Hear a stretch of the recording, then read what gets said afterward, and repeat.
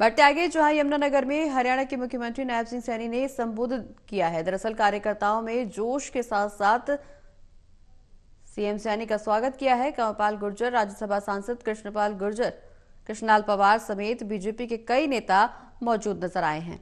तो ये तस्वीरें आपकी टीवी स्क्रीन पर, जहां सीएम नायब सैनी का दौरा है यमुनानगर में और इस दौरान कार्यकर्ताओं ने उनका जमकर स्वागत किया है।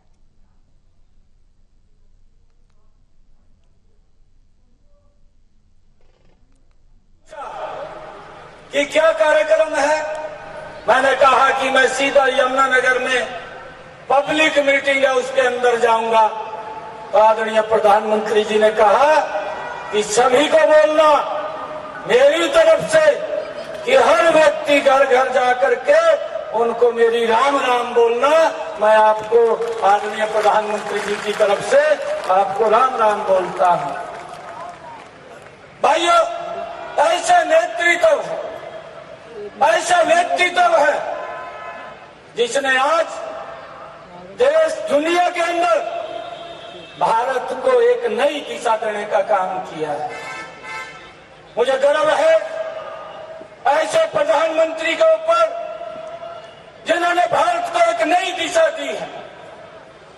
आज ये स्पष्ट रूप से दिखाई देता है भारतीय जनता पार्टी के पास सही नीति भी है, सही नेतृत्व भी है और सही योजना भी है। भाइयों, आज हम देख रहे हैं कि आज देश के अंदर जो पिछले 10 वर्षों में काम हुए हैं, आज लोगों के जीवन को सरल करने का काम, लोगों को कनेक्ट करने का काम इन 10 वर्षों में ये नरेंद्र मोदी की सरकार ने किया है। मुझे ध्यान में है जब मैं पंचकुला से चंडीगढ़ से चलता था और मुझे सहारनपुर जाना होता था तो बड़ी दिक्कत का सामना ये 2014 से पहले करना पड़ता था। 4-4 घंटे तो यमुनानगर में लग जाते थे, लोगों का समय भी बर्बाद होता था, लोगों का खर्चा भी ज्यादा हो जाता था। परंतु देश को एक नई दिशा देने का काम इन 10 वर्षों के अंदर नरेंद्र मोदी ने किया है। आज अगर पंचकुला से आप लोग चलते हैं, मात्र 1.5 घंटे के अंदर आप सहारनपुर को क्रॉस कर जाते हैं। ऐसा सरल ये लोगों के जीवन को करने का काम ये नरेंद्र मोदी की सरकार ने किया है। भाइयों, चाहे देश के अंदर नई नई योजनाएं बना करके गरीब व्यक्ति को उनका लाभ पहुंचाना है।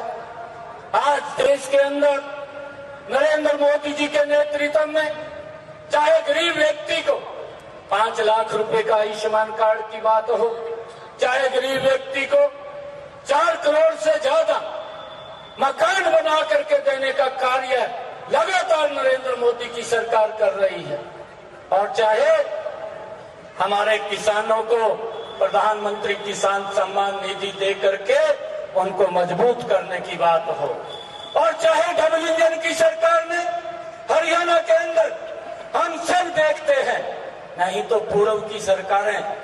भाइयों, अगर एक बच्चे को नौकरी लेनी होती थी तो उसके पूरे परिवार को, पूरे गांव को चक्कर काटने पड़ते थे। परंतु इस डबल इंजन की सरकार ने, हमारे जो पूर्व मुख्यमंत्री आदरणीय मनोहर लाल जी ने ऐसा सिस्टम हरियाणा के अंदर बनाया कि आज गरीब का बच्चा भी बिना पर्ची, बिना खर्ची के हरियाणा सरकार के अंदर नौकरी लग जाता है। भाइयों, ऐसी ऐसी योजनाबद्ध तरीके से लोगों को लगातार उन तक लाभ पहुंचाने का काम ये डबल इंजन की सरकार कर रही है। और हम देखते हैं कि देश के अंदर ये देश भूला भी नहीं है। अभी पूर्व वक्ता हमारे चर्चा कर रहे थे, हम सब जानते हैं ये 2014 से पहले की बात है कि अगर एक गैस का सिलेंडर भी लेना होता था तो 3 दिन तक इंतजार करना पड़ता था। चाहे गर्मी हो, चाहे सर्दी हो या बरसात का मौसम हो, आपको 3 दिन इंतजार करके गैस का सिलेंडर लेना पड़ता था, परंतु नरेंद्र मोदी की सरकार ने आकर के उस लाइन को तो खत्म किया, परंतु उस माता बहन के घर के अंदर भी गैस का कनेक्शन सिलेंडर पहुंचाने की व्यवस्था की कि जिसके घर के अंदर ये गैस का कनेक्शन नहीं था। भाइयों, ऐसी सरकार है कि लोगों को लाइन से दूर करने का काम ये इन 10 वर्षों के अंदर नरेंद्र मोदी की सरकार ने किया है।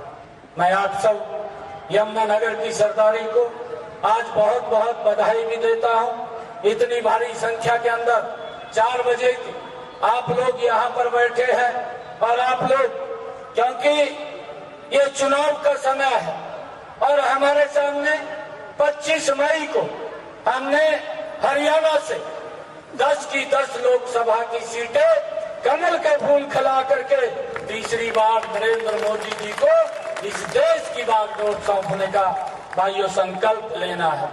और यहाँ से भी, क्योंकि आदरणीय कटारिया जी, क्योंकि मुझे बहुत ज्यादा समय आदरणीय कटारिया जी के साथ रहने का मिला है, जो उनकी सोच थी और जिस प्रकार से वो काम करते थे, उनकी लगातार सोच रहती थी कि हमारा कार्यकर्ता आगे बढ़े और उसको लेकर के वो कार्य करते रहते थे। कटारिया जी आज हमारे बीच में नहीं है।